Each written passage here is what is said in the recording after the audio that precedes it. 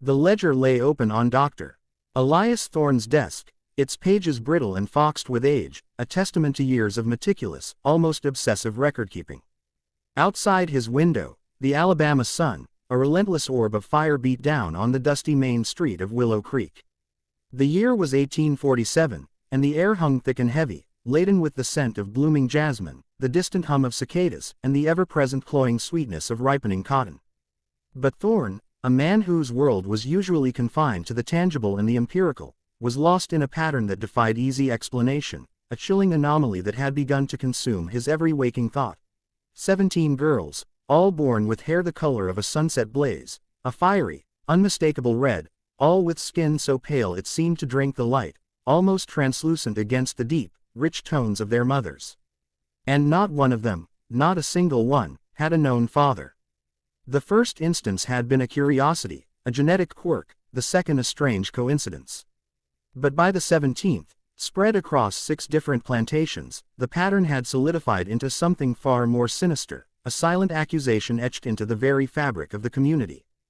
Thorne, a physician trained to heal and to observe, found himself entangled in a mystery that whispered of systemic cruelty, of power wielded without conscience, and of a collective silence so profound it was deafening. He saw the children, he saw their mothers, and he saw the unspoken truth that everyone else seemed determined to ignore. The question that gnawed at his soul, that kept him pacing his small office long after the town had settled into its uneasy slumber, was not how this was happening, but why an entire society would choose to look away. Willow Creek, established in the early 1820s, was less a town of grand aspirations and more a functional artery in the vast beating heart of the Cotton Kingdom. Its main street, a perpetually dusty ribbon of packed earth, was flanked by buildings that prioritized utility over aesthetics. A general store, its wooden porch groaning under the weight of barrels and crates. A sturdy brick bank, symbol of the wealth flowing from the fields, a modest courthouse where justice, or at least its local interpretation, was dispensed. A clapboard church whose steeple was the tallest structure for miles, and the inevitable saloon, its raucous laughter and piano music spilling out into the humid evenings. Dr. Elias Thorne's office, a small, unassuming structure tucked between the dry goods store and the blacksmith, blended seamlessly into this landscape of practical necessity.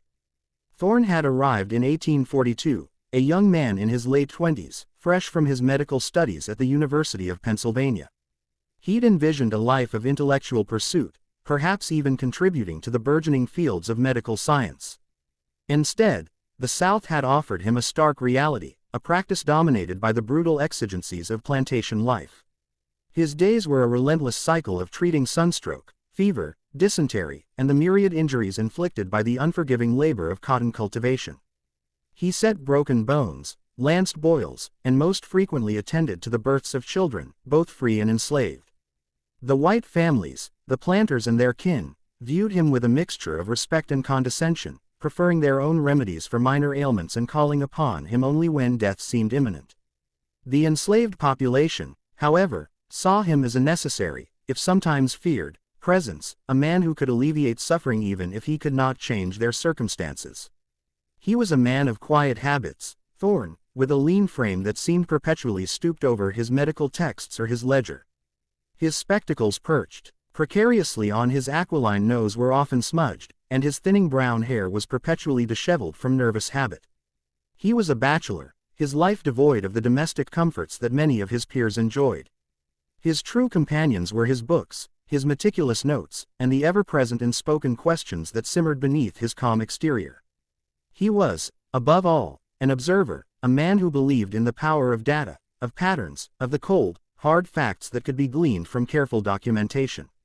It was this very dedication to observation that had led him down this unsettling path. The first entry that would later haunt him was made in the spring of 1844. He'd been summoned to the Beaumont plantation, one of the largest and most prosperous estates in the county owned by the formidable Augustus Beaumont.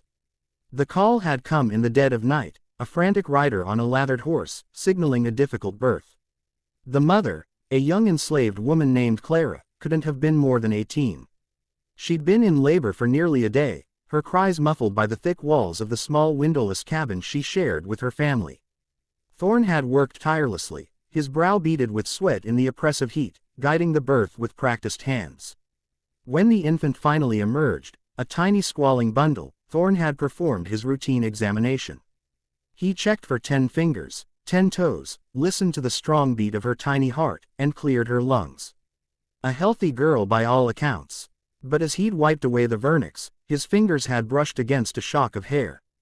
It was an unmistakable shade of copper, vibrant and fiery, even in the flickering lamplight, and her skin, once cleaned, was remarkably pale, almost translucent, revealing the delicate network of veins beneath.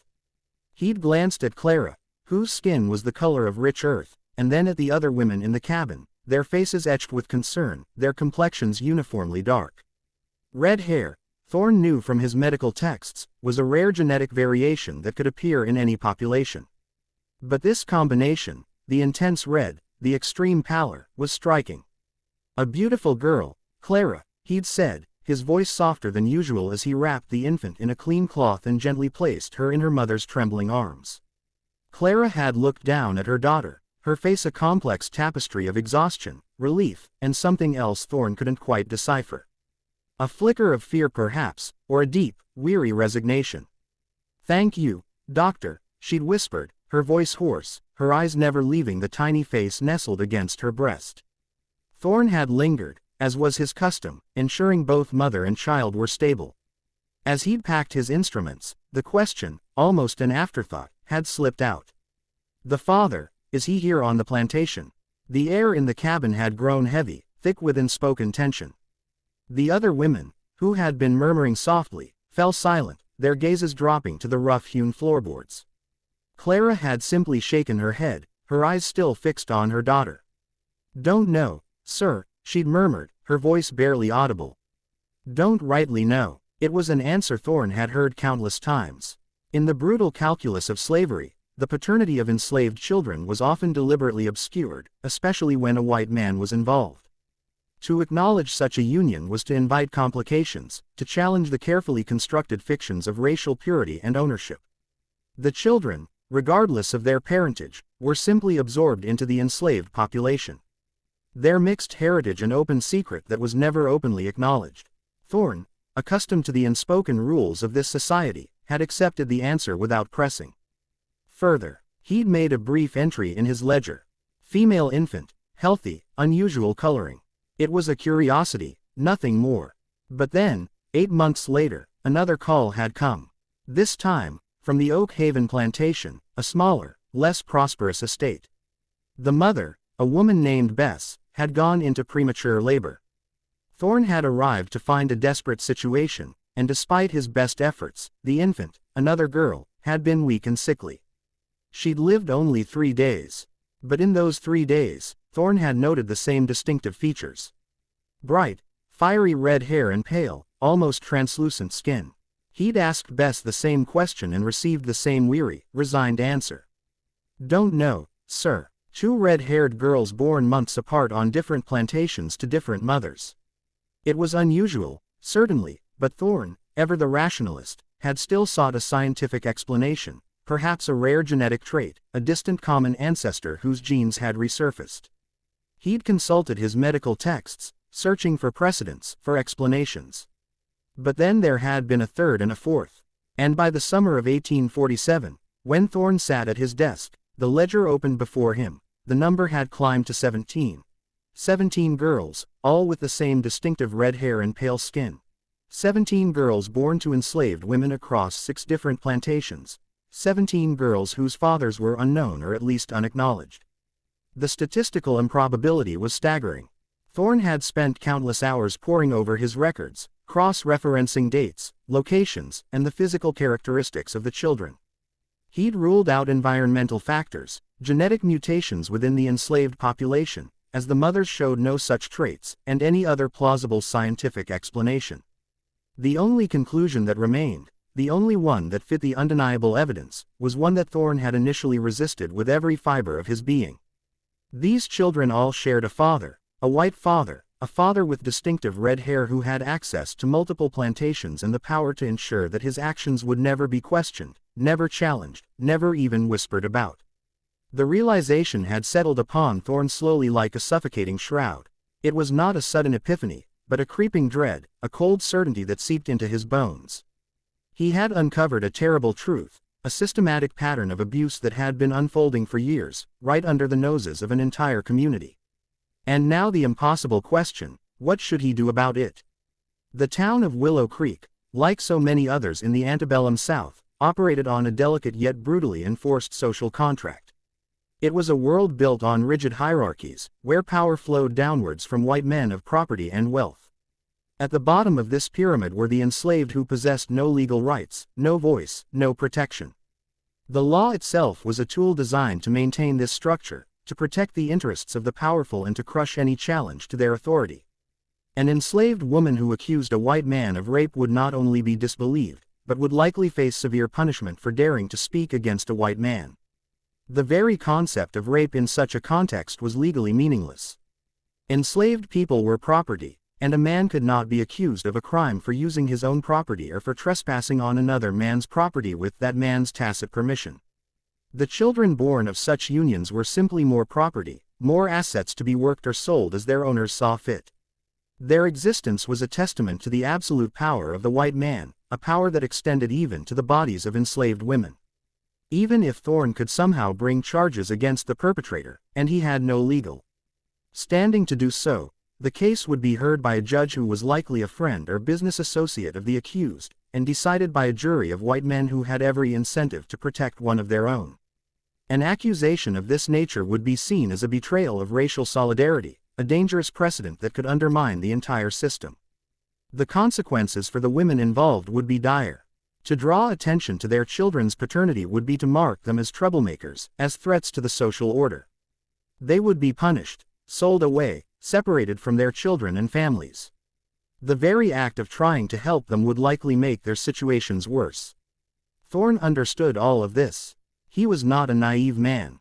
He had lived in the South long enough to understand how power worked, how the system protected itself with an iron fist cloaked in velvet.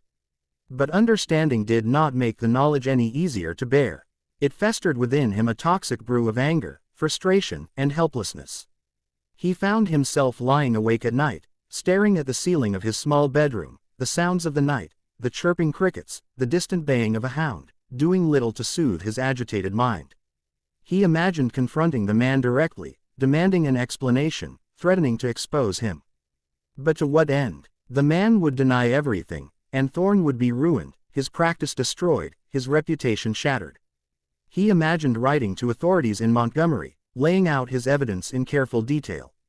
But he knew such a letter would be ignored or worse traced back to him with dire consequences. He even considered more drastic measures. He was a doctor after all. He had access to medicines, to poisons. It would be easy enough to slip something into the man's drink at a social gathering to make it look like a heart attack or a sudden illness. But Thorne was not a murderer. The thought of taking a life, even the life of a man he had come to despise, was abhorrent to him. And so he did nothing. He continued his rounds, delivered babies, treated illnesses, and kept his terrible knowledge locked away in his heart, and in the coded entries of his ledger. But the weight of that knowledge was crushing him slowly, inexorably. The question of who had become an obsession for Thorne. He began to pay attention to details he had previously overlooked. At church on Sundays, he would surreptitiously scan the congregation, noting the color of every man's hair. At social gatherings, he would listen intently to conversations, trying to discern who had business dealings with multiple plantations, who traveled frequently, who had the kind of access that would allow for such systematic abuse. The pool of suspects was surprisingly small. Willow Creek was not a large town, and the white population was even smaller. Most of the men were tied to specific plantations, rarely venturing beyond their own property lines except for trips to town or occasional social calls. But there were a few who moved freely, men whose influence and connections gave them a presence on many estates. And among those few, only one possessed the distinctive, blazing red hair that matched the fiery locks of the 17 silent, living accusations.